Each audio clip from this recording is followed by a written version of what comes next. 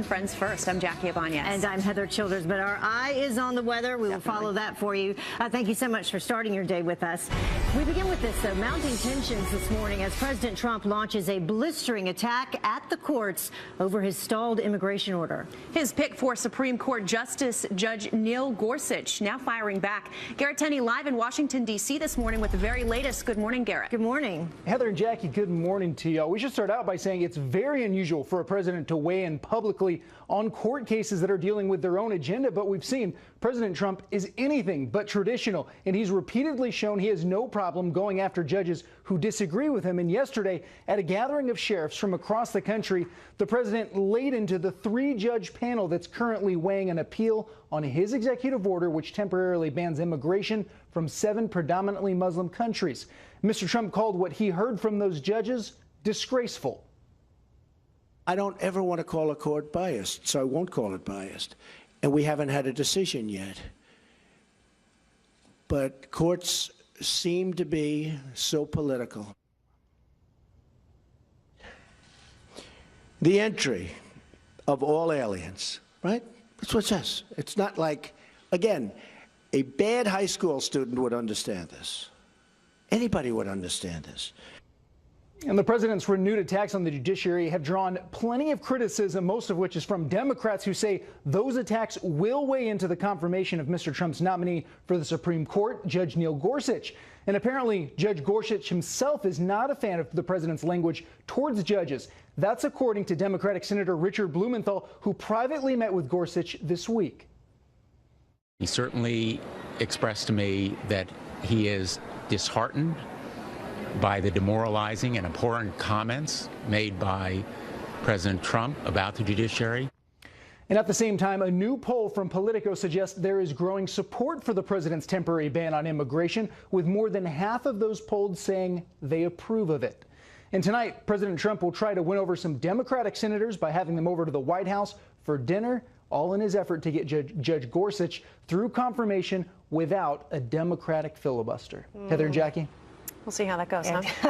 Thank you so much, Garrett. Thanks, You Garrett. got it. Well, in just a few hours, President Trump expected to swear in America's next top lawman. The nomination is confirmed.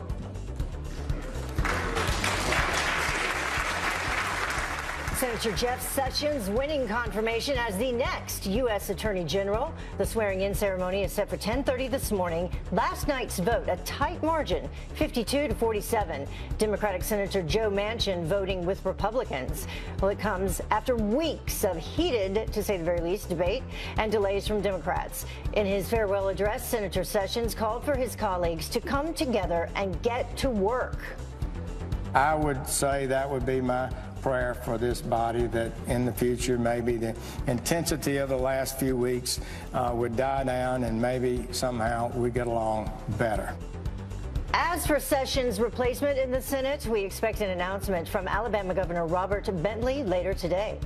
Well, Heather, the confirmation triggering a fire reaction from Senator Sessions' strongest critic, Elizabeth Warren. She went and launched a Twitter rant saying, quote, deeply disappointed that the Senate confirmed an AG whose record does not show he will faithfully and fairly enforce the law.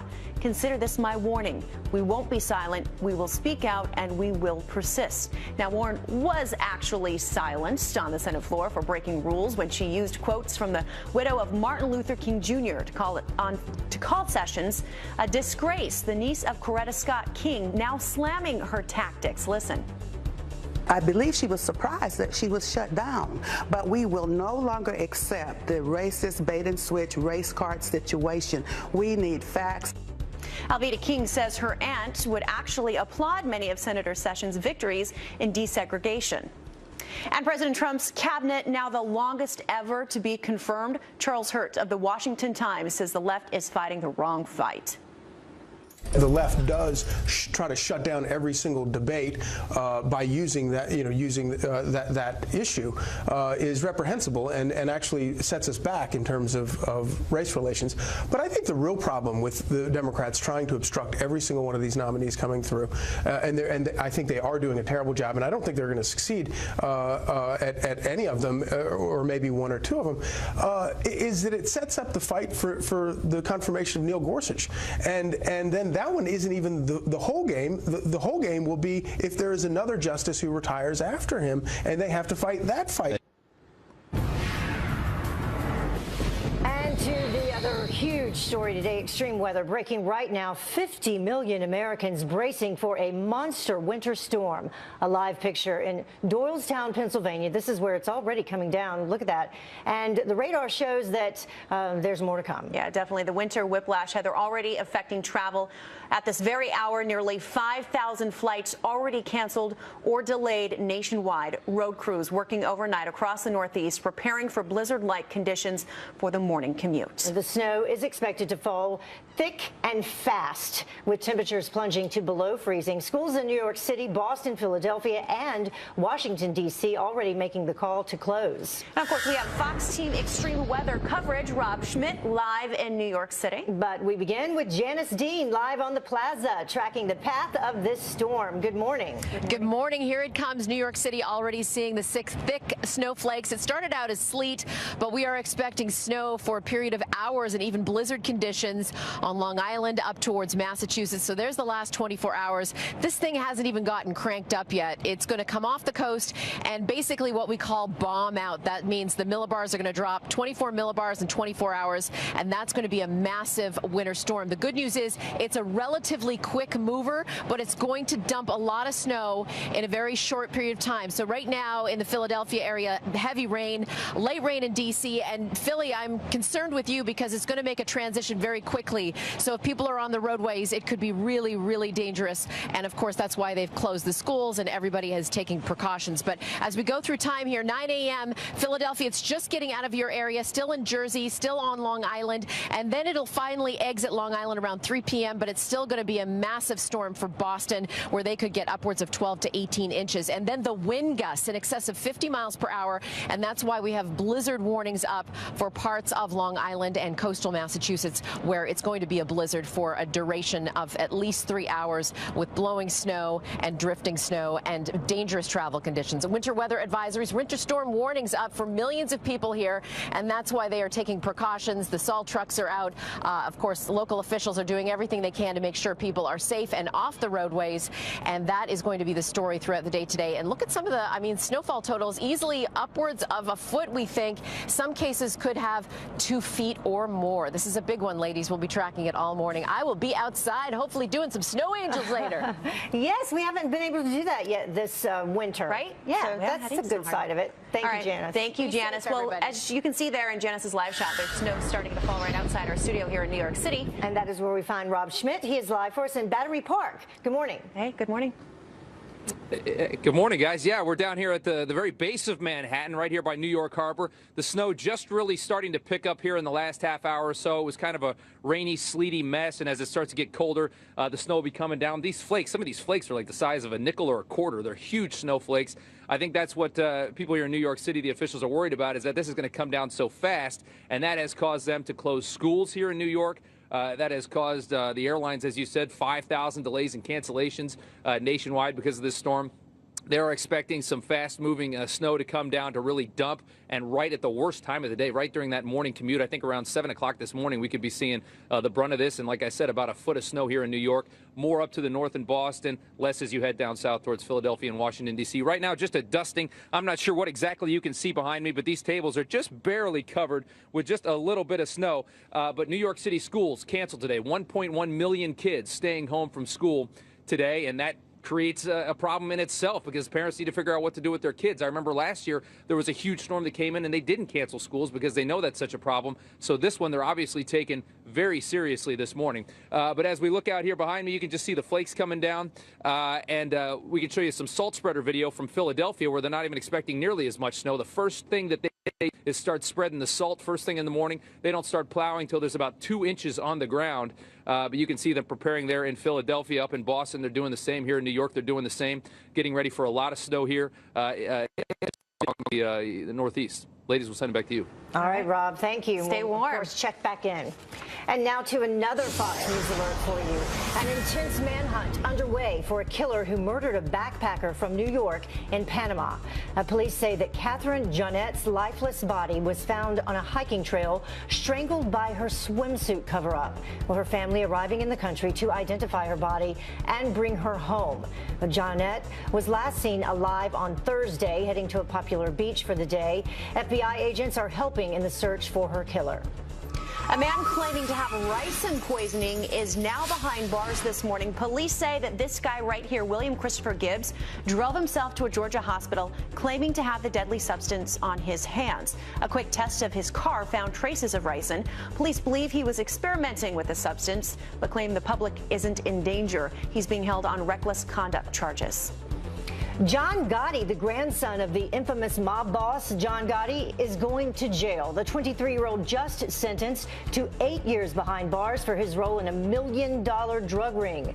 And police seizing more than 800 oxycodone and Xanax pills in an August raid, in addition to $240,000 in cash. 7 people in total were arrested. And a former New York Knicks star dragged from his seat. And all of this happened during a game for getting into a fight. Apparently there's a Charles Oakley over there fight in the stands. Charles Oakley is involved in something. They need security in a big way. Well, Charles Oakley sitting near Knicks owner James Dolan, heckling him for his team's poor season. Well, when confronted, Oakley shoved the security guards before being dragged out. He was arrested later and released on misdemeanor charges. The Knicks saying this, quote, "He was a great Knick, and we hope he gets some help soon." All right, Heather, well, the plot thickens in the mystery of Tom Brady's missing Super Bowl jersey. Yes, the NFL narrowing its list of possible suspects to people with access to the locker room. Those include players, team employees, family of team executives, NFL officials, and security. Brady noticing the jersey was missing from his bag right after the historic championship win in Houston. But it could all come to a close today, folks, when an equipment truck that may hold the jersey arrives in Boston. So hold your breath. The mystery continues. Yeah. Hopefully they find that. We'll stay on top of it. It's worth a lot of money. Yes, I know.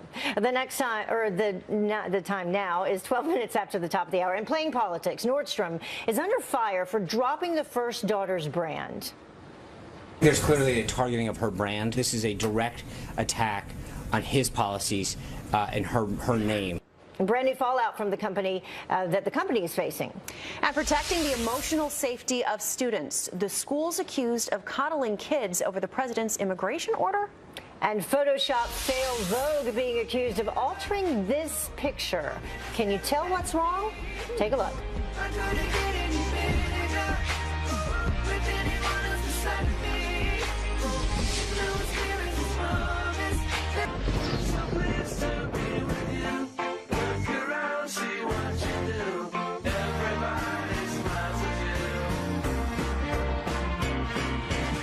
Coming, Jackie. It is. Look at that. It is. Some areas, we just heard Janice Dean say, expected to maybe get 2 feet of snow. That's crazy. Yeah, here in New York City, I think it's about a foot. And this is Allentown, Pennsylvania, right here. Yeah. Those are big snowflakes, too. And Rob Schmidt's live shot, he was saying they were like dime size. So, anyway. Well, now to a Fox Business Alert.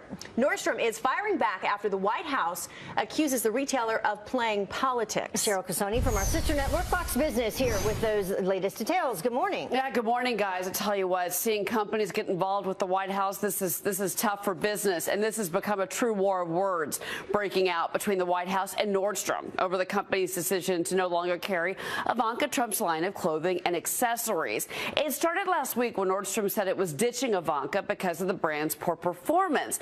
But President Trump seems to feel his daughter is being punished because her last name is Trump. He tweeted this, quote, "My daughter Ivanka has been treated so unfairly by @Nordstrom. She is a great person, always pushing me to do the right thing. Terrible."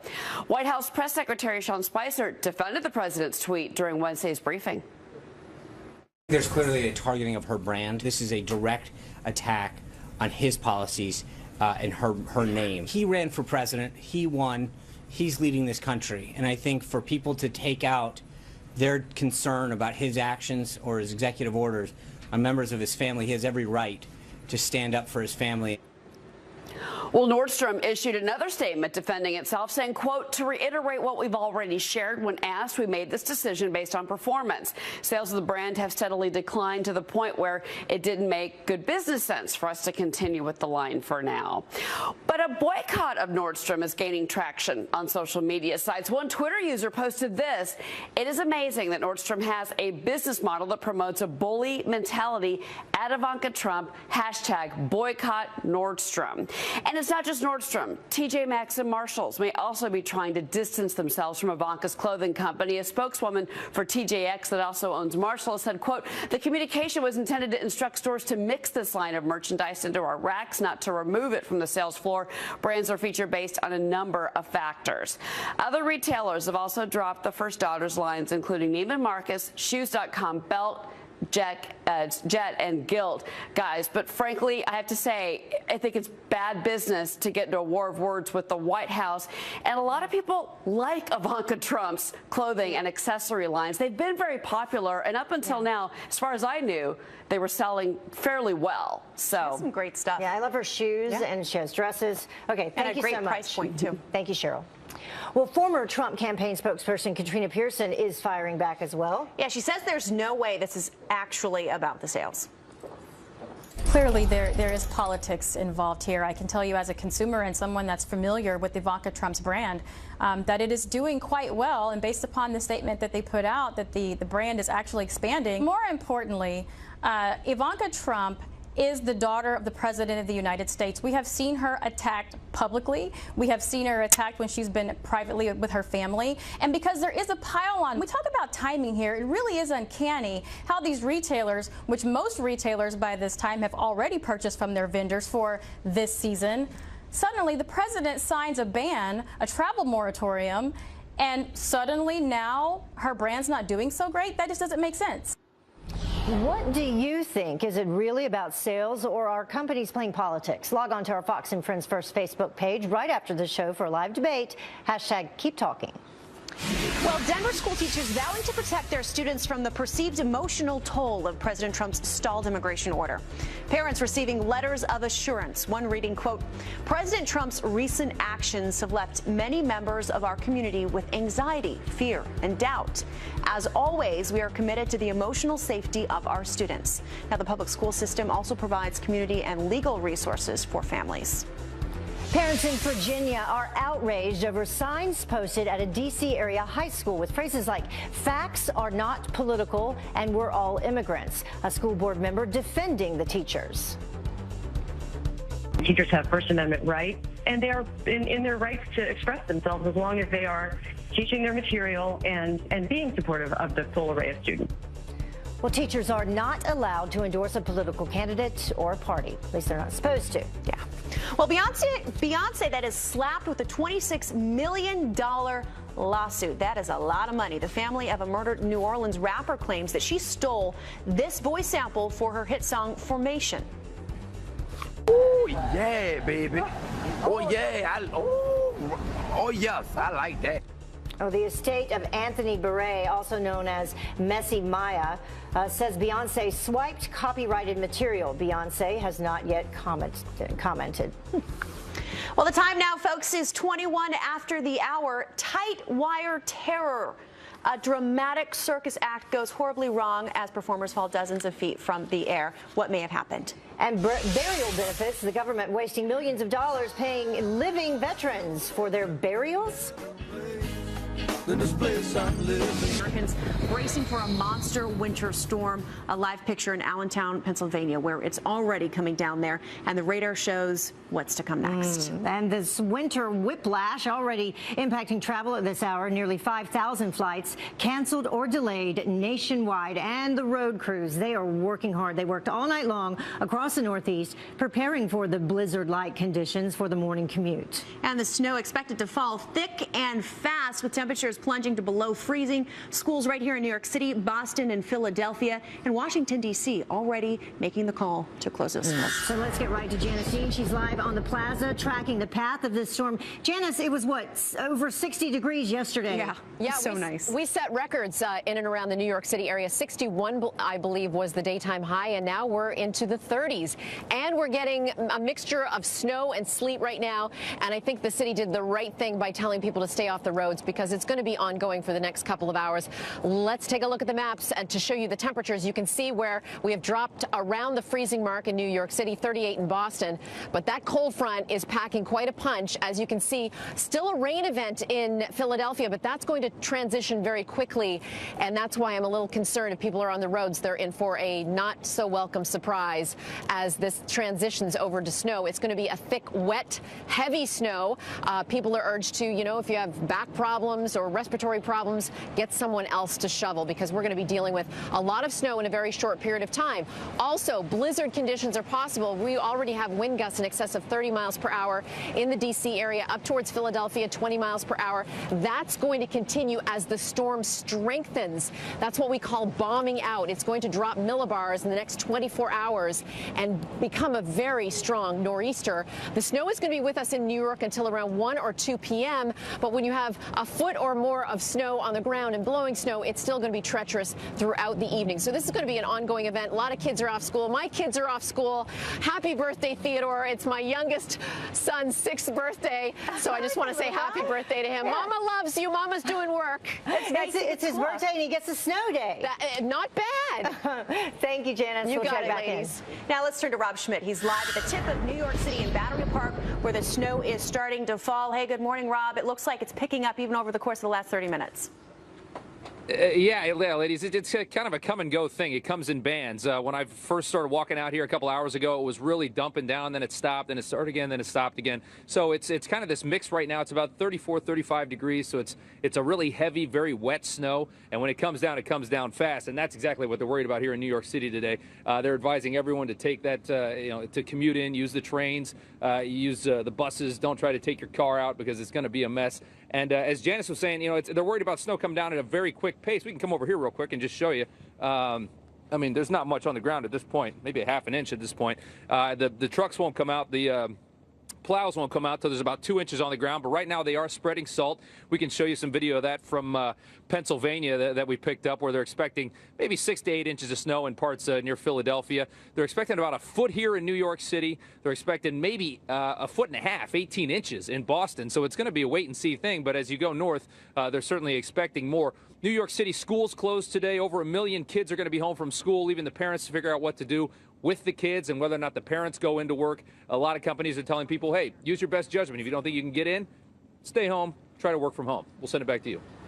Thanks, Rob. It's so hard when they close the schools, but we get why you do it. But you kind of have to guess the night before. Thank you, Rob. Thanks. Well, mounting tensions this morning in other news as President Trump anxiously awaits the fate of his stalled immigration order while lashing out at the courts. His pick for Supreme Court Judge Neil Gorsuch now firing back as well. Garrett Tenney live in Washington, D.C. with the very latest on this. Good morning, Garrett. Heather and Jackie, good morning to y'all. The White House has repeatedly vowed to use every legal tool available to get President Trump's executive order reinstated, but the president is not leaving it strictly up to the courts. And yesterday, he continued to publicly criticize and question all of the judges involved in the case. At a gathering of sheriffs and police chiefs from across the country, Mr. Trump said the law over the matter is so simple that a bad high school student could understand it, and lamented that the courts seem to be so political. He also argued this type of executive order is exactly what he was elected for. I think it's a sad day. I think our security is at risk today, and it will be at risk until such time as we are entitled and get what we are entitled to as citizens of this country. We want security. One of the reasons I was elected was because of law and order and security. And the president's renewed attacks on the judiciary have drawn plenty of criticism, most of it from Democrats who say those attacks will weigh into the confirmation of Mr. Trump's nominee for the Supreme Court, Judge Neil Gorsuch. And apparently, Judge Gorsuch himself is not a fan of the president's language towards judges. That's according to Democratic Senator Richard Blumenthal, who privately met with Gorsuch this week. He certainly expressed to me that he is disheartened by the demoralizing and abhorrent comments made by President Trump about the judiciary. According to one new poll from Politico, there is growing support for the president's temporary ban on immigration from 7 Muslim-majority countries, though, with more than half of those surveyed saying they approve. And tonight, President Trump will try to win over some Democratic senators by having them over to the White House for dinner, all a part of his effort to get Judge Gorsuch through confirmation without a Democratic filibuster, if possible. Yeah. All right. Thank you so much, Garrett. Thank you, Garrett. You got it. Well, President Trump coming down hard on the judges weighing in on his travel ban. And Fox News Radio host Todd Starnes is here with his take on Supreme Court nominee Judge Gorsuch's response in his 1-minute commentary. Good morning. Good morning, ladies. Supreme Court nominee Neil Gorsuch says President Trump's comments about the judiciary are disheartening and demoralizing. Well, you want to know what else is demoralizing? Illegal aliens who kill American citizens, radical Muslims waging jihad in the heartland. Yeah, that's demoralizing, disheartening too. And you want to know what else is demoralizing? Judges who turn their courtrooms into throne rooms, issuing edicts and decrees that put Americans in harm's way. The president is absolutely correct. The courts seem to be so political because they are so political. President Trump is just saying what we all know is true. The U.S. Ninth Circuit Court is a bunch of sorry so-and-sos who have a strong aversion to God, guns, and presidents who want to make America great again. Now, I don't mean to curl your Fruit Loops, America, but it just had to be said, ladies. Fruit Loops or whatever else you're eating. Thank you so much, Todd. Thanks, Todd. Thanks. And the time now is about 20 minutes until the top of the hour. Say goodbye to sanctuary cities. The governor now raising the stakes for cities who defy the president. And you're looking at live pictures out of Allentown, Pennsylvania right now. The snow is really coming down there over the last, we'll say, 40 minutes. Things have really picked up, so we'll keep an eye on that for you. It's now 41 after the hour. Texas Governor Greg Abbott raising the stakes and dropping the hammer on politicians to stop sanctuary cities. The Republican governor proposing an idea to boot local elected officials out of office and even charge them with crimes if they refuse to deport illegal immigrants. The provision is attached to the bill to ban sanctuary cities from Texas. Meanwhile, in Ohio, the Dayton Police Department there officially dropping its sanctuary policy, allowing officers to hand criminal illegal immigrants over to federal officials. And a scathing new report to tell you about showing the VA wasted $3 million sending money to cover veterans' funeral expenses, but those vets are still alive. The Inspector General says burial payments between $4,000 to $16,000 were sent between August of 2014 and January of 2015. Checks were sent to spouses that were not even on veterans' records.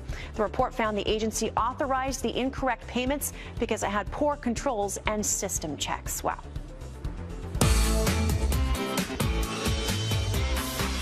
Well, the Emmy Award-winning show 24 is back on Fox, and this time with a whole new cast facing some brand new threats. There's a situation at CTU. Whatever's going on over there, it's not your job anymore. I'm the only one who can help. The life he says he wants. So let's step into the spotlight with Fox Senior VP of Marketing, Michael Tamero, who got a behind-the-scenes look at the show. So the big question is he returning? Sort of. Oh, sort of. So I had a chance to sit down with the cast who told me what it was like bringing this great series back to life. Yeah. I'm probably the only person on the planet who has never seen any of the other 24 hours. I know! But I love this one. Just watch this one. Count me in. Just watch New generation of 24 fans right here. Good, yes, that's what we want. Yes, that's what we want. Were you guys fans of the original? Yes. Super fan. Super fan. I was a normal fan. He's a super fan. That's like a dream come true. Yeah, how you going to get onto your favorite show as an actor? Right. Our version is an all-new cast and a lot of new twists, but it absolutely winks to the original. Rebecca, I think these people found us. Khalid was planning an attack on U.S. soil. Maybe this is a part of that.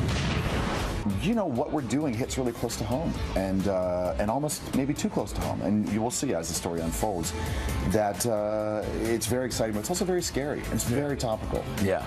I mean, there is political corruption, there is the drug trade, there is terrorism, there's terrorist cells, there is everything that we deal with, and it's all those worlds colliding in a show like this. So while it's topical, it's not trying to be ripped from the headlines every week. Right. Go. No matter matter what happens, you stay there.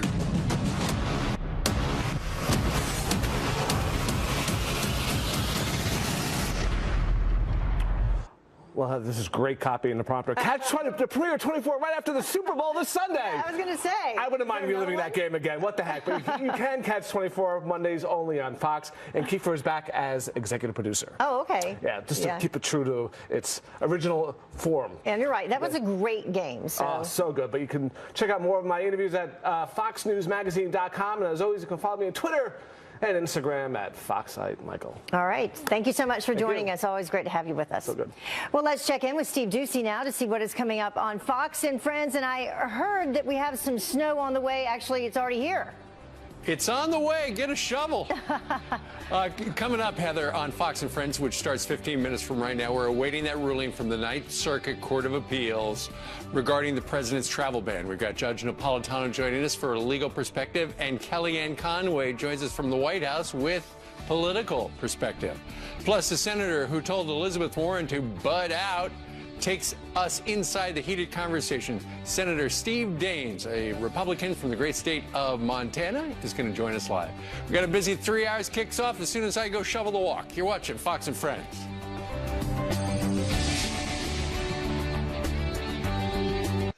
O'Reilly here. Some protesting college students walk out of class. Waters confronts the students. Next Factor. Don't miss the O'Reilly Factor tonight. Glioblastoma is the most commonly diagnosed malignant brain tumor in adults. Survival rates are typically measured in months, not years. There are few treatment options other than surgery, chemotherapy, and radiation, but doctors are trying a new method and using a virus to attack the tumor cells. Just as 42-year-old Francois was waiting to become a father for the first time in 2014, he blacked out at work and was rushed to the hospital. Doctors found a tumor in his brain and told him he needed surgery. 2 weeks after my son was born, I have the surgery. And, well, the news are it's not so benign. And I went for a regular treatment. Diagnosed with glioblastoma, Francois began traditional cancer treatments, chemotherapy, and radiation. The tumor came back about a year later, and Francois went to the Cleveland Clinic. They say, well, it looks still kind of dangerous. It's coming back. Doctors told him about a clinical trial where they inject a live virus directly into the brain tumor. The idea is the virus will deliver therapeutic genes to the tumor. The virus hasn't been seen in humans before, which means we don't have an immunity to it. So it's very effective as a delivery system. Once we're done removing the solid tumor, we inject the virus into the brain immediately around that solid tumor, but we know that there are invading tumor cells there that we cannot remove safely. So in this case, it's treating what we call the infiltrative tumor. A few weeks after surgery, the 43 patients in the trial were given medication. Once it reaches the brain tumor cells infected with the virus, it is converted into chemotherapy and kills the tumor. Doctors say the treatment is safe and has few side effects. We've had some encouraging results in terms of delaying progression and encouraging results in terms of what really matters in the end, which is overall survival. Francois says it's a dream to be able to spend close to 3 years with his wife and son. He's as old as my health problems. So anytime he celebrates a new birthday, I know how many years I got back, you know, how many more years maybe I wouldn't have had. This is a phase 1 trial, so long-term results remain to be seen. But overall survival rate of those in the trial increased to nearly 14 months. That's compared to 7 months without the virus.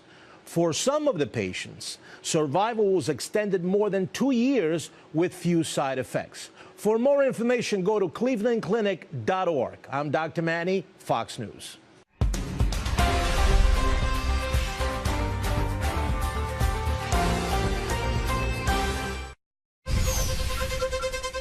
Welcome back to Fox and Friends First. President Trump gearing up for a big meeting with airline CEOs today on the heels of another big jobs deal. Cheryl Casoni from our sister network Fox Business here with what we can expect. Good morning, Cheryl. Hey, good morning, ladies. This is going to be interesting, actually. These airline CEOs heading to the White House, and we've already had pilots unions protesting what is kind of a controversial issue. There's a Norwegian company that wants to launch a low-cost carrier here in the United States, but pilots and some of these airline executives say that would cost jobs and then it would be a competitive problem for U.S. carriers. So that meeting is going to be interesting because we really don't know where the White House sits on all of this.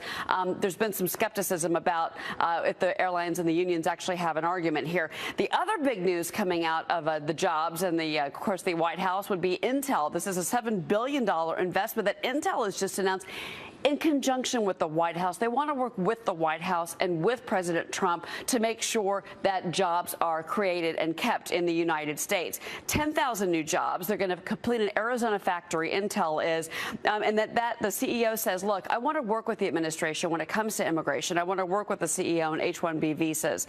So that's actually positive because a lot of these CEOs are having trouble dealing with the administration. Intel says we don't want to be that company.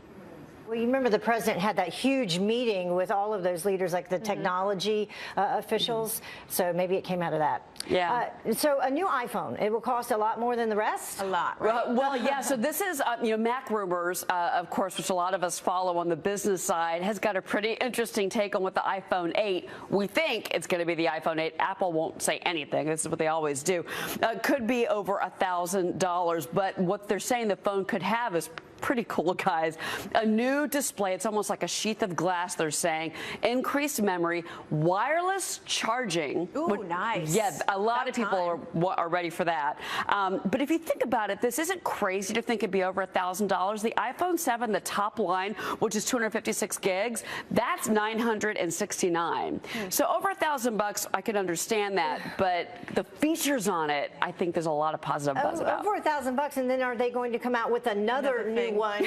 And you get a different charger, a different this, different that. It all another $1,000. Yeah. Well, speaking of new things, KFC is rolling out a new menu item, and it kind of sounds pretty good. So I'm just loving all the food mashups, right? We've had so many of these, and this is actually KFC's Singapore. So it's not here yet, but you never know if it's going to actually arrive. I think it should in the U.S.